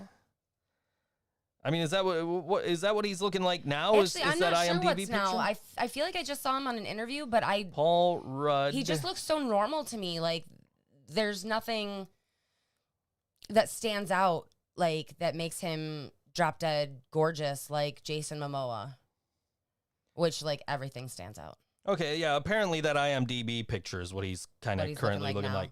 So, but I mean, I don't know. He looks older in some of the previous pictures, but he looks like way older with the beard and the gray hair and whatnot. Yeah, I don't know. I mean, yeah, Kevin's probably right. It's probably nobody with a net worth under $10 million. Yeah. So, you know. Yeah. I don't know. But, you know, that's funny as hell. Yeah. I don't know. I say this every year, though. He's the plainest dude. It don't matter who the sexiest man alive is, according to People. I'm just like, I've never met anybody from People. Yeah. They clearly have not met every man alive to be able to judge this. She says, you're better looking. Thank you. Then what? Probably Paul Rudd. Or me, one of the two. I mean, I know you're better looking than me, but... Like, I don't know. My facial hair isn't quite as glorious. But it's the sexiest man alive. Right. So I could win sexiest man alive if I guess. Yeah, you could. But Anyway. Yeah. I don't know. I feel like if I really wanted it. I feel like if somebody from People watched our live stream from last year where my nipples were out the whole time. Right. Those are the nipples. They'll get you the they would have been like man alive. They would have been like, oh, that guy. Yeah, okay, he's much better looking than Paul Rudd. What's his name? What's he do? He runs a fucking podcast. What the fuck? He's a voice actor. Why is he only a voice actor? Right. Got to get you on the big screen. He doesn't say he's a voice actor. He's only a narrator. Anyway. Yeah. Laura says you're the prettiest person in the whole world. I don't disagree. Thank you, Laura. Thank you, Joe. You guys are ridiculous. Anyway, fucking Paul Rudd. Fucking Paul Rudd. Fucking Paul Rudd. Paul Rudd. I mean, Ryan Reynolds is still alive, right? He didn't die. Ryan Reynolds is still alive. That's a really good point. Right? Deadpool. Right? Yeah, with or without the spandex. Either. That's what I'm saying. I mean, like, you know, I'm probably not the best person to judge sexy dudes, but like, come on. I feel like as a hetero dude, you can probably judge sexy dudes like better because you're not attracted to them the same way. Fair. So you can maybe have like a less emotional judgment, you know? Fair. I don't know. I mean, like, who is doing the rating for People? Who's judging this? That's a really good point. I don't know. Who is the person at People magazine who is judging? Are they taking votes? Is it just like a committee of bored housewives? Are they taking votes? Is it a committee? Is it one person who's just scouring the internet? Like, oh, Ryan, maybe you can't win more than once. I mean, Ryan Reynolds won in 2010. I mean, if Ryan Reynolds was the sexiest dude in 2010 who was alive, and Paul Rudd was alive in 2010, like, wouldn't Ryan Reynolds You're really still be getting caught up on semantics?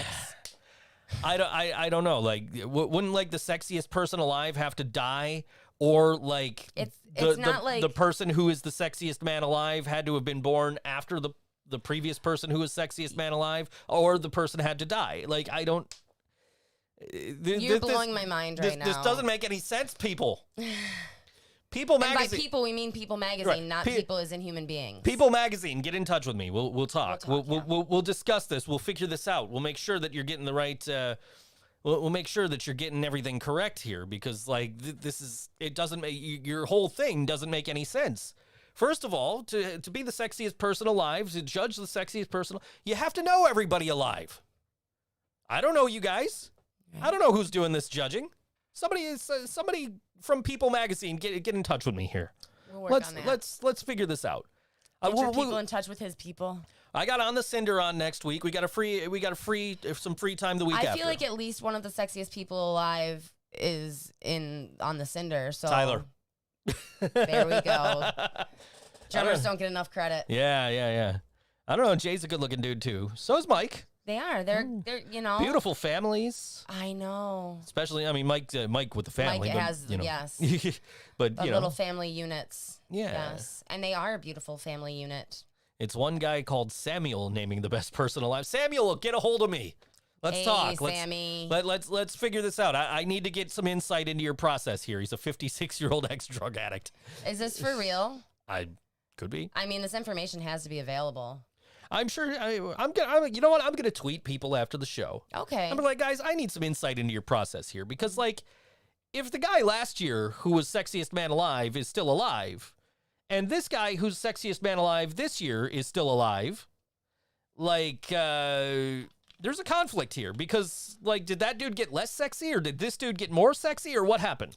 Yeah, maybe they're just trying to give all the 10 million plus. It's like working at the Springfield. A try. It's like working at the Springfield nuclear plant. You have to, they have to give the Employee of the Month award to every employee at least once. Yeah, before they can repeat. Next year it'll be the inanimate carbon rod.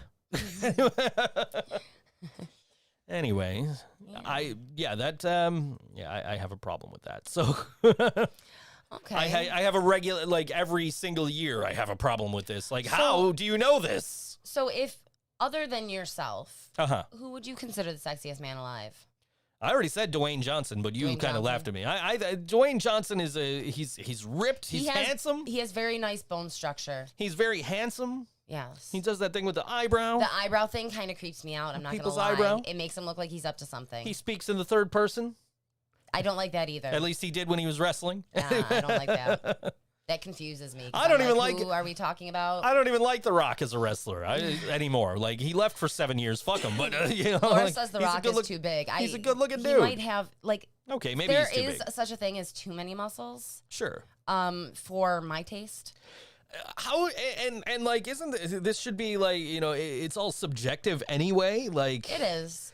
so like, you know, some dude probably, you know, some woman, whoever, I don't know, it was like, you know who should be sexiest man of the year this year is Paul Rudd. I think he's really sexy. It's his time. But she don't his number has come up. But she don't like big muscular dudes, so like Jason Momoa and Vin Diesel and The Rock and Batista and all of those are out, you know, like Yeah. not saying that, you know, Batista's would be on my list, but you know, his tattoos are stupid as fuck. But anyway. but you get my point, like these big muscle dudes like Right. like, oh no, we can't pick one of those guys. I don't like muscle dudes. I'm sure there was a muscle dude in the running. I'm sure Jason Momoa was mentioned. We're gonna get this scrawny little fucking actor. Yeah, he's scrawny, he's plain, he looks like the boy next door. Like maybe that's the appeal. Maybe, I don't maybe know. we're just going through a boy next door. I mean, this that year. IMDb picture, he's got pretty eyes. He does have pretty I'll eyes. give him that. But I will say, when he's like in the movies, you don't always see that. I wouldn't know. I don't think I've ever seen anything with him in it. What was he in? He was in. I can't think of what anything is called, but he's in so much. I'm gonna have to pull up his IMDb now. Do it. We'll pull up his Wikipedia. It'll have that too. Yeah. So, He was in. I can't remember the name of the one movie that I really liked that he was in. he's not even the first Paul R that comes up. I actually had to type the U. It's like Paul Rubens. Like, yeah, Paul Rubens. He's get him in that Pee-wee suit. I'm kidding. Anyway, born April 6, 1969, American actor, screenwriter, producer. Clueless. He was in Clueless. Oh, Kevin, I've why seen don't you Clueless. just come over here? I've seen that movie. I have. Anyway. Batista has a belly button tattoo, automatically disqualified. Yeah, Laura. that's pretty terrible. And then he's got just random like stars on his back. Like, you looked okay before you got more tattoos. Like, you looked stupid before, but you looked okay. Now you just look fucking Laura, ridiculous. how do we dude. feel Like, about women with belly button tattoos? all right, theme park attraction. Oh, I want movies, film. Here we go, film. All right, what do we got? Halloween, The Curse of Michael Myers, Romeo and Juliet. I never saw that. The Size of Watermelons. I have never heard of The that. Locusts, Overnight Delivery, Object of My Affection, 200, Overnight Delivery was really funny. 200 Cigarettes, The Cider House Rules, Gen Y Cops, Wet Hot American Summer, On the Edge, The Chateau, The Shape of Things, 2 Days, House Hunting, Anchorman, The Legend of Ron Burgundy, Yeah. P.S., Wake Up Ron Burgundy, The Lost Movie, The Baxter, The 40-Year-Old Virgin. Was he the 40-year-old virgin? No, that was Steve that Carell. was Steve Carell. Okay. He was one of the dudes that was like, Gotcha. you can't send him home with that chick. She's going to fucking, All right. you know. Tennis Anyone, The O in Ohio, Diggers, I saw Night at the Museum. I saw that one. Yeah, that was a good one. But I only remember Ben Stiller. Yes. Okay. Reno 911, I Could Never Be Your Woman, The X, Knocked Up, The 10, Walk Hard, The Dewey Cox Story. He played John Lennon, apparently. Oh, really? I guess. I don't remember him in that. Over Her Dead Body, Forgetting Sarah Marshall, I Love You Man, Sesame Street, Being Green, Monsters vs. Aliens, Year One, Dinner for Schmucks, How Do You Know, Our Idiot Brother, Wanderlust, The Perks of Being a Wallflower, This Is 40, Admission, Prince Avalanche, This Is the End, blah, blah, blah, blah, blah. Yeah, All he these was in, movies like, I've never a fucking ton of- seen. Oh my gosh, you're missing some good stuff in there. Let me tell you this. The movies on this list that I have seen, he was not a memorable fucking That's part what of I'm them. saying. He's so normal looking. Okay, apparently women with belly button tattoos are okay, men not. That's according to Laura. I'm saying women with belly button tattoos don't get pregnant. Oh, he played Ant-Man. I got it. I never saw it. Yes, he was Ant-Man. Never saw it. I haven't seen it either, but I feel like I saw one of those fucking Marvel movies. I fell the fuck asleep. I'm like, nope. These fucking suck. Yeah. To be fair, it was Captain America. Oh. which was like the first Avengers movie. Yeah. Like Captain America, the first Avenger. Brian's like, all right, we're going to start on the Avengers movies. You're going to watch Captain America. And I watched it. I was like, this is the most boring shit I have ever fucking watched. Like, no, we're not doing this. So anyway. Yeah. I mean, no offense to anybody who does love the Marvel movies, Paul Rudd. Or Paul Rudd, For that matter. I don't know. I just, yeah. I don't know. Kevin, what do you think of belly button tattoos? You're curious, okay. I am thinking about a belly button tattoo. I'm thinking something tribal, like the Godsmack logo around my like belly Batista button. has. Is that exactly what it is? Pretty much. That's funny. Yes, I'm thinking some early 2000s tribal patterns. They can't all be some kind of monster. That movie wasn't great either. The real good Metallica movie was the fucking 3D IMAX movie, the fucking Through the Never. Anyway, I can't watch those IMAX movies. They make me so motion sick. Oh man, that was the only one I ever saw. Literally no one should have one, says Kevin. I went to that Metallica movie with a now former friend of mine, and we were sitting there, and it got the 3D glasses on. It's just everything's right in you. It's like, holy shit, this is like being at the fucking show. Yeah. And now I have it on like Blu-ray, and it's like, yeah, this isn't as fun. It's a good show, and it's good like it's like the greatest hits of Metallica stage shows. Okay. But it's like, watching it on the big screen was, this is fucking cool. Watching it at home is like, fuck, I wish I could have been at this show. Yeah. Like, cool, they got the dude running on fire like the first time I saw him. First time I saw Metallica, they're doing this, it was the tour for the album Load. And they closed at the end of the show, and there's a video out called Cunning Stunts. Mm-hmm. And that's that tour, so you can see all this stuff if you check out that video. While they're playing Enter Sandman, just shit starts exploding, lights start falling, and like all this other shit starts happening, right? And then there's like they all stop, and this dude's like running on fire. He's running, like it's all it's all staged. It's all staged. Okay, like. This girl, we already knew this because it was in the fucking commercial for the show. We saw it, like it was, if back then they used to show commercials on TV for concerts. And we saw this commercial for this show, and there's a dude running around on fire. So we knew it was part of the show. We're just standing, this is so cool. This girl in front of us is freaking out. She's crying. She's screaming. And James comes back on stage, and they got these like fucking light bulbs just hanging on wires, like with the little pull chains, and they're like, pull it, turn them on. Like, what just happened? Is everybody okay? And my buddy I was with was like, she's not, she's crazy. What did she do? Was she like? No, I think she was still calm like down afterwards. I think she calmed down afterwards. Oh my god! But, yeah. It was a cool stage show, and like like you could see the original on the Cunning Stunts VHS or DVD, or you can watch the He's got that in my head now. Through the Never concert film, and that happens in that. So, but it just made me like want to be at that show because they're doing all the best bits, man. Look, they got the fucking giant statue of Justice crumbling down. Like, cool. I want to see this. Yeah. I want that in person. I didn't get to see him in 1987. I didn't get into him until 1994. Like, anyway. Yeah. I don't really care for Metallica. I know you don't. That's why Or Guns N' Roses. That's why I'm going to see Metallica by myself. Or AC/DC. Yeah, you don't. I feel like a lot of it really. For somebody left in the trailer park. For somebody with good taste in music, you have shitty taste in music. I feel the same about you. I know. That's where I got the line from. Don't use my words against anyway. me. No, I'm super excited to see Metallica next month. Excited. So excited. I'm like, why are they changing my flight there? Can you change my flight? Yeah. Can you change my flight back to sometime later in the night so I could go to the second Metallica show after the 49ers game? Right. That would be awesome, wouldn't it? Yeah, that would be. I would so like fucking get a ticket for that second night and just go and just because we were talking about it last night and John's like, same set? No, that's why there's a day in between. They literally played 2 nights back to back in the same city and didn't play a single song twice. That's really cool. Yeah. The first night they did like all the shit off the Black Album. The next night they're playing shit off of like every fucking album except the Black Album. Oh. Like, hey, here's Frantic from Saint Anger. Your favorite album, guys. Yeah, even they know. Oh yeah, no, they fucking know. There's a video of them playing.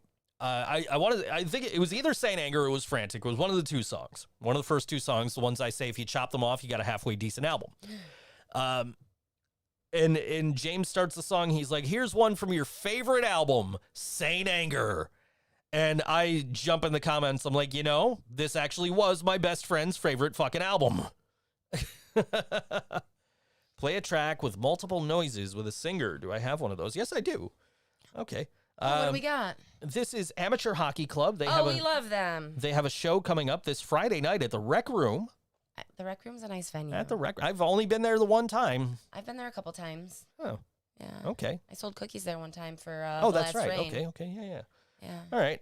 So anyway, this is Amateur Hockey Club. They're playing Friday night at the Rec Room. You go That's check them great. out. I might go check them out. I Why saw the them. fuck not? Saw them at Music is Art. I thought they were really good. I'm sure I've probably got other shit I was doing Friday. So anyway. Just to be clear, not a ska band. They just wear Not a Hawaiian ska shirts band. sometimes. They look like a ska band. If you go see it, I swear they look like one, but they do not play like one. So this is Amateur Hockey Club, and the title of this song is what I'd like to say to them for calling them a ska band for a number of years, and that is sorry. There's Amateur Hockey Club on all WNY Think So Joe show.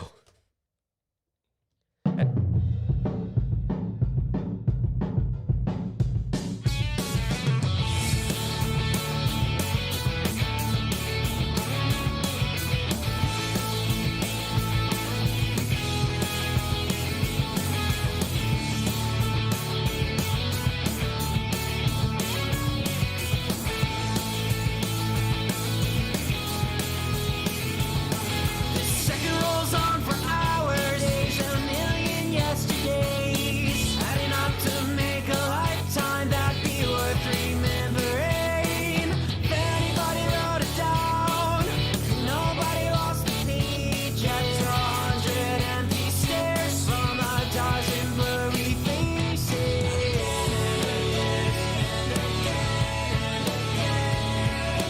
Recite the names, relearn the faces.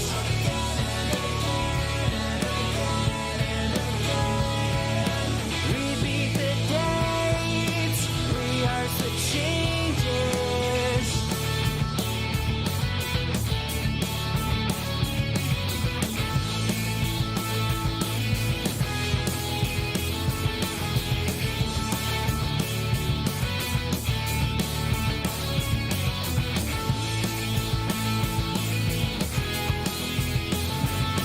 I could guess what you would say if you could make the words come out. I'm too young to do so little living, too young to miss the sun. I wish you'd visit more, we could listen when you did. I'm not the kid that you remember, I'm just some guy you met.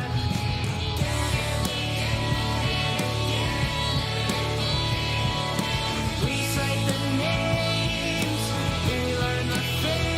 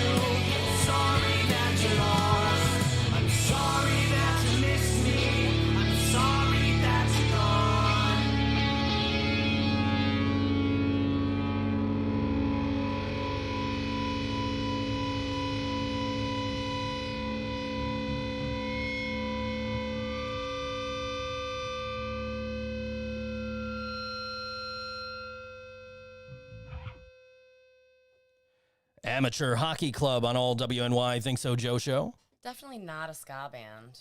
We apologize. Danceable, though. We just realized what was going out to all WNY was everything that we were saying in between in between songs. Oops. Technology, man. Oh, well, as long as nobody was listening at the time. If you're listening now, we apologize. Unless we were talking about you, then obviously that's the way we feel. But anyway. I mean, anyways, Amateur Hockey Club playing Friday. Yeah. At the Rec Room. Yeah. Anyway. Yeah, this is what happens when I hook up new microphones. Is that what happened? I hook that up during the week, and I usually like I use it different. I use it for things you might not know, and I usually have it on a mic. Yeah, I wasn't talking about you at all. So anyway, yeah. So, I didn't know what that was. It was my chair farting. That actually scared me a little bit. Did I ever tell you about the time that my phone vibrated? It was sitting on a shelf in the living room charging, and my phone vibrated, and my mom was like, "Your phone just farted." It did sound like a fart. She had a valid observation. Yeah. Anyway. Yeah. I hope nobody was listening to that. Anyway. If you were listening, jump on YouTube. Tell us. Oh, God. Or just fucking message me on Facebook and be like, dude, I heard you talking shit. I don't know. Right. I stand by what I said. I just literally didn't want to say anything because, anyway, I don't want to stir shit up. Like, okay, cool. I get you have a beef. Cool. That's your problem, not mine. Yeah. But, you know. Yep. Get my own observations there. You know, like. Well, I mean, when you put something out on public platforms like that, it becomes other people's business. Sure. So, there. Yeah. Anyway, you know, I'm friends with both parties involved, so that makes it very rough, doesn't it? Like, you can't even form an opinion without there being emotion behind it. I mean, I definitely, you know, if anybody heard what I was saying, I definitely have a horse in it. You know, I definitely have a side that I've picked in this right. thing, but I mean, like, yeah. Anyway, I mean, I get where the first person's coming from, but it's like all that shit existed before you existed. Yeah. Like there are some things that you cannot trademark or copyright. So anyway, yeah. Some things are not intellectual property; they're just things. Yeah. Especially Kevin's gonna message me. Art. Kevin's gonna message me later because he wants to find out what I'm talking about. Okay, So. well, that's great. I will tell you later. That's but great. Yeah. Anyway. So you might go to the Rec Room this weekend? Probably not. The Sabres are playing. Oh, okay. Are you going? Are they playing at home?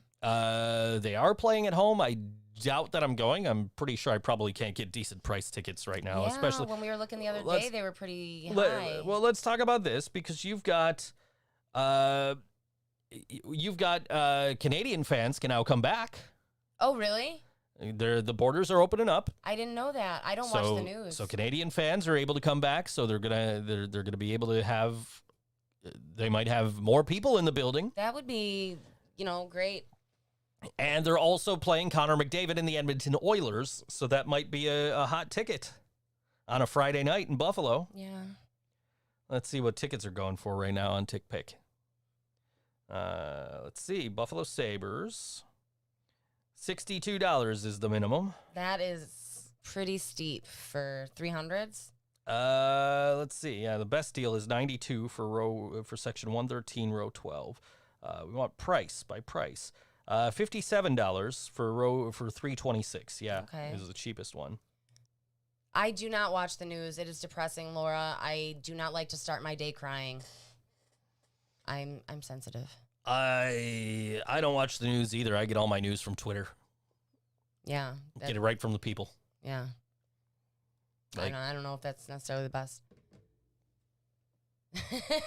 Karina doesn't know that Bush isn't the president. Well, I am still listening to old Anti-Flag, so. She's got no effects as the war on errorism, like Yeah. on repeat. I could see me doing that. Yeah. Yeah. I never really got into NoFX. Like, I don't dislike them. I just never really got into them. I don't know. I just like, I find people on Twitter who are actually like there. Right. To be more reliable than like, you know, filtered news. Than like CNN, than Fox, you know, because you've got CNN that's like, you know, you got CNN who's like, we fucking love Democrats, and you've got Fox who's like, we fucking love Republicans. We fucking love Donald Trump. Donald Trump's still our president. Yeah. You know. Oh my God, like half of North Tonawanda has like fuck Biden flags in their windows, or Trump 2024, save America again. I'll tell you what, if you notice, you don't see any like pro Joe Biden stuff. Nobody's pro Joe Biden. He won because he wasn't Trump. Or you don't see any anti-Donald Trump stuff on people's lawns. Because, you know why? Because we're rational fucking human beings, and once the election is fucking over, we're not trying to support the fucking losing candidate. Or the winning candidate. The fucking thing's over. Biden won. We don't need to have our fucking Biden flags out and fucking... I think maybe I've seen... Like, every time I think I'm seeing a Biden sticker on a car or something like that, it's a fuck Biden sticker. Mm-hmm. And it's like, you know what? Do you not have kids? Do you not know that this is a family town, and you're just like, fuck Biden, like hate is the way? Mm-hmm. Like, that's so depressing. I know, in North Tonawanda, no way. Yeah. Yeah. Yeah. No, I don't. Seriously, guys, get over it. Yeah. And it's funny because the same people who can't get over Donald Trump losing the last election are the same people who for 4 years were like, Hillary lost, get over it. And everybody was already over it. Like, we are over it, guys. We're stuck with this reality. Mm-hmm.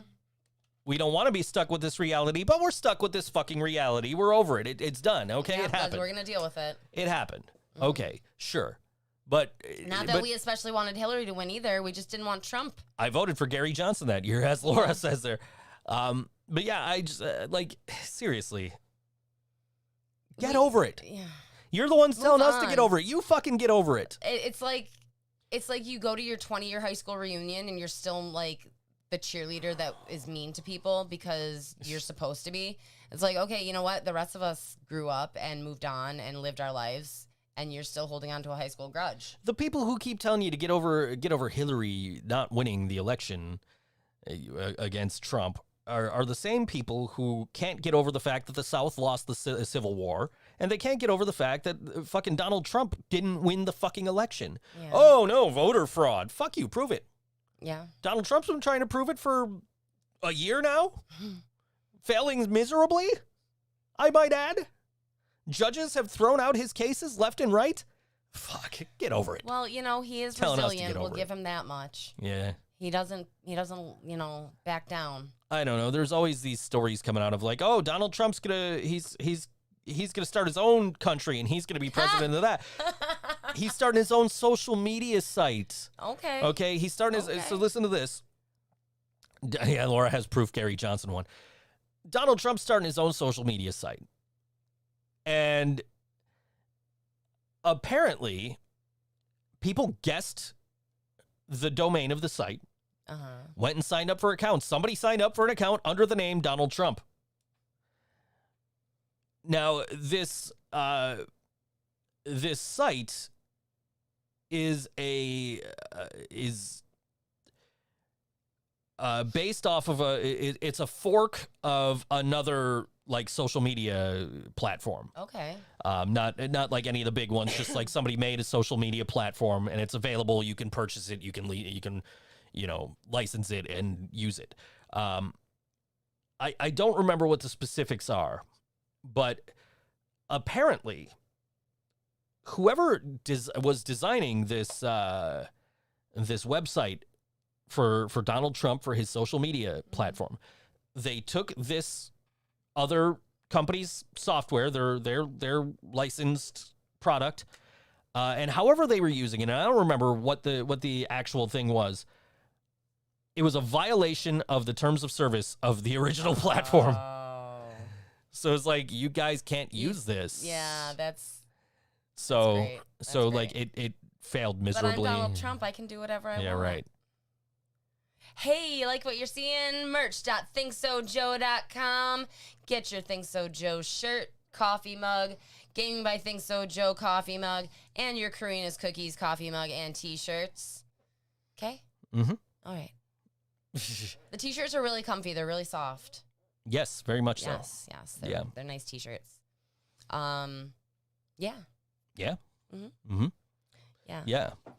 Yeah, I got it. That was a whole funny ass story though. That reading about that, I don't remember what the violation was, but they violated the terms of service of the original platform. So they're like, guys, no, you can't use our shit no more. That's great. Yeah. Yeah. So because Donald Trump, everything's on the up and up with Donald Trump. Right. He's doing real good. Mm-hmm. Anyway. So what are you doing with the rest of your weekend, though? What are you doing Saturday? I hear it's a big day. oh, there's just a little thing going on at Stamps. Just a little get together. Yeah. What are you doing before that? It's $5 at the door. I'm going to band practice. I know it's gonna be great. Yeah, I'm gonna see Kevin for the first time since the last show. I am excited to see looking forward to Kevin and that. the rest of everybody. Kevin gets to use in-ears for the first time with us. Aw, We moving on up in the world. we gotta set up his mix for him, That's gonna be so or cool. he could do it himself. I'll just hand him the iPad. Here you go, dude. Yeah, Just that's handy. Just adjust these knobs as you see fit. Yeah. um, Yeah, and then there's gonna be $5 stamps. $5 at the door. at 7 o'clock Stamps. door. 7 o'clock doors. 8 o'clock go. 8 o'clock with Captain Tom and the Hooligans. It's such a fun. It's a fun name. Mm-hmm. I have to think about it. It's a long name, so I have to is. think about it for like what Captain Tom and the Hooligans. All right. I think it's Captain Tom. Is it Captain Tom? I don't know. I booked him. I should know, right? You should know. Let me see here. I'll make sure. I don't want to fuck anybody's name up. Full lineup. Captain Tom and the Hooligans. Yes. Yes. And Living Braindead and Shady Hawk on that show. Yeah, that's gonna be. I mean, it's gonna be fun. I'm really looking forward to it. I'm making cupcakes. And yeah, me and Allison are gonna go blow up balloons ahead of time. Cool. Yeah, no confetti balloons. It's still balloons. It's still going to be annoying while playing. Yeah, but it's still fun. Think about everybody else. I literally, like, the first time we played at Stamps, our first show, I literally, as soon as we got off stage, I posted on Facebook, I said, guys, I don't know if I should apologize or say you're welcome to everybody that's ever had to deal with the balloons at my shows. Yep. Because that was really fucking annoying. But it's so fun. Somebody popped the drummer from Rat Hazard like right in the face with one at the show a couple of weeks ago. Anyway, Yeah. So I don't know. as far as I could tell, he didn't miss a beat, but So you've been outside? Isn't it so nice outside? Like, yes. Why is it so nice outside? Not the rain, but like the way the trees are looking and stuff. I Like haven't it's paid just attention to really that. pretty. I just know the weather's really nice, and it's like, why is. is the weather so nice? It is, but It we've had our shouldn't be. drizzles. Yeah, I know, but still, it shouldn't be this nice. It's like November. We're a third of the way through November. Wow, we are. We are. Yeah. Yeah. Next thing you know, it's gonna be Christmas. Yeah. We're yeah, gonna be yeah. listening to Mariah Carey Yep.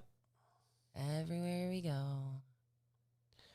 I don't know. Somebody, please find me the vinyl of Hall & Oates Jingle Bell Rock. Please. Anybody sees it anywhere, grab it for me.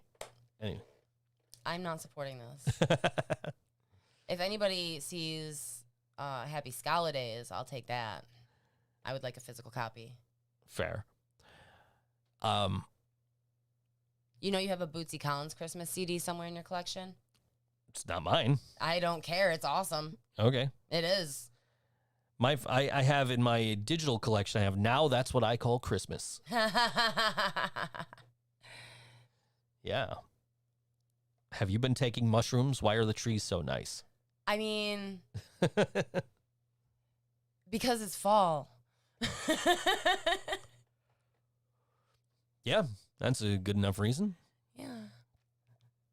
I would think if anybody was listening on all WNY, they would have like messaged us like, "Hey guys, you know your mic's still on, right?" Right. Oh, wow. Different mic. Maybe they couldn't hear us over the music. Maybe the music was loud enough. Maybe. I don't know. Probably not. I don't know. Oh, well. Yeah. We'll get the audio straight from the board then, because, yeah. That's the beautiful part about having a mixer with a fucking SD card in it. If anything ever happens to this, I'm buying another $800 mixer, like the one I got at fucking band practice. Yeah. I like that thing. That's cool. Just the only thing is I wouldn't have these sound pads. I'd have to like use an app or something. I don't know, but or just buy a sound pad machine. Yeah. Why not? Hopefully nothing happens to this thing. This thing was $600. You do have a warranty, correct? It's probably I mean, I've had it for a couple of years as of probably this year. Really? Yeah. I got it on the way home. I ordered it on the way home from one of our Thanksgiving Eve shows. That's right. And that's why I had to get rush delivery. That's right. Because otherwise I wasn't getting it until like a week later. And I'm just like, fuck, I need it now. Like, I know I'm not going to get it Thursday, Friday. Maybe I could get it Saturday. So I paid like $60 extra to get rush delivery because I'm like, guys, I need it now. I can't work without it. Yeah. Yeah. I mean, I had a Zoom like H4 I was using. I was like, okay, this'll do for now. Yeah. That's what I'm using when I go interview on the Cinder is I got my Zoom H8. Those things are so cool. So handy. I love my Zoom H8. This thing's wonderful. It's got a podcast mode on it. It's kind of dusty. It is a little dusty. It's been sitting here for a while. I haven't had to use it for anything. We'll have to get out the duster. Laura wants a Christmas ThinkSoJoE show. We are having a Christmas show. Well, not a Christmas show, but a It won't winter be show. on Christmas. Well, we'll have a show on December 22nd. We'll be on the air. Well, I was talking about the All WNY Winter Warm-Up show. That's an All WNY show. That's not a ThinkSoJoE show. ThinkSoJoE will be there on ThinkSoJoE All will WNY's be there. behalf. ThinkSoJoE will be there probably. I'm taking a vacation a week later. I don't know if I want to go anywhere. This is true. I might want to stay home and be like, yo, no, I'm good. Yeah. I'm not taking any chances. I'm staying home these 2 weeks. I ain't fucking leaving the house. That was my plan. A 24-hour show on Christmas Day. We should from midnight to midnight. Nope. We can follow Santa around the globe. I'll play do that. Christmas music. I'll do that on the gaming. I'll bring back the gaming channel for Christmas. That would be so I can cool. do because that's what I did. Well, it was Christmas Eve. Mm-hmm. Christmas Eve last year, I was gaming and I'm watching where Santa's going while I'm gaming. I got to bring back gaming anyway. I have not had the desire to do so. Well, you've had so much going on. Yeah, I mean, well, that's just it. Like, I don't start work till like 2:00 now, which is, actually would be beneficial to doing the gaming channel. But I'm also like not home half the time, so I got to be like, got to watch wrestling on the DVR before I do anything else. Mm. It's like I'm working Saturday night for one of my regulars, and they're like, "Oh, can you do it Saturday after the?" Because he was like, "Can you work Friday, Saturday?" I'm like, "I can't do Saturday, dude. I could do Friday, but I am not going to be around Saturday." Mm. And he goes, "Oh, you can't do Saturday at all? What about like after the pay-per-view?" I'm like, "Dude, I'm probably not getting home till like midnight, but like I will work for you. It probably just won't be till like 1:00 in the morning, and I will have not seen the pay-per-view. Yeah, so you can't correct anything. So if anything's wrong, it's gonna stay wrong." Like, Happy Laura birthday, says JT. happy birthday to JT. Happy birthday, Devin Mullen. Happy birthday, Mike Miller. Happy birthday, Whoopi Goldberg. Fuck Whoopi Goldberg. Anyway, I couldn't get cool celebrities to share a birthday with. There's got to be a cool celebrity I have like fucking Whoopi Goldberg and like the Yankees third base coach or some shit like that. What the fuck? Come on. Yeah. I don't get to share I have a cool birthday and I share it with cool people in real life, but like I don't share it with like any cool celebs. Like what the fuck? Like Whoopi fucking Goldberg, really? Let me see. November 13. Let's see. Let's see, indeed. That's what are these births? Okay, so we'll start recent and go up. Let's see.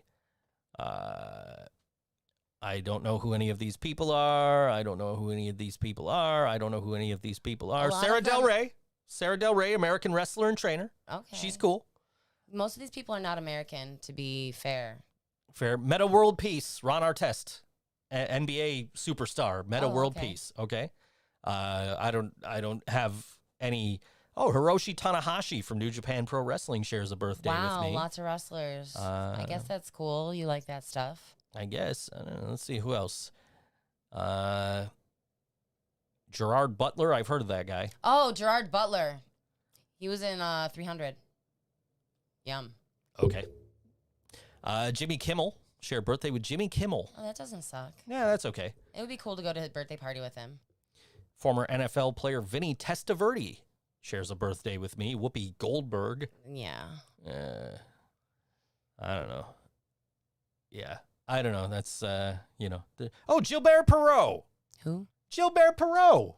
From the French Connection, the Buffalo Sabres, the iconic, first the Sabre. flags that, The first Sabre. Aw. Yes. Okay, there you go. I do share a birthday There with you somebody go. cool. All right. All right. Anyway. Hey, John Johnson made it. Just Oh. as soon as we mentioned Gilbert Perreault, It's like he makes knew. it. He's like, oh, they're talking about hockey. I got to tune in. Yeah. How you doing, John? Oh, Joe Montana, American actor and voice artist. How long do we have left? That's a good question. Let's find out. One minute. On the nose. Yeah. Yeah. I'm so just kind of seeing if there's anybody else. Mel Stottlemyre, American baseball player and coach from the Yankees. I share a birthday with him. Yeah. And now we're back in the 1930s. So yeah. So I don't think there's anybody else. I'm gonna be like, oh yeah, that guy, cool. yeah. What about my birthday? We don't have time on the show. We don't got time on the show. We can look afterwards. Yeah. His wife is officially 7 months pregnant. John's wife. Oh wow! What's the due date? We'll get it in a second. Yeah. Yeah. Anyway, well, we don't really have a second. We got 25 seconds. Well, and we can chat we can still chat with the song playing. Okay, fair enough. Yeah. Well, okay, 222. That's right. That's Anyway, right. Saturday night, November 13th. It's gonna be really this fun. coming Saturday, Captain Tom and the Hooligans, The Living Braindead, Shady Hawk at Stamps. It's going to be a killer show. It's not the show that we were expecting. There will be But it'll be a cupcakes. cool killer show. This is The Living Braindead. This song's called Violated on all WNY ThinkSoJoE show, and hopefully we'll see you Saturday night at Stamps. If not, we'll see you next week.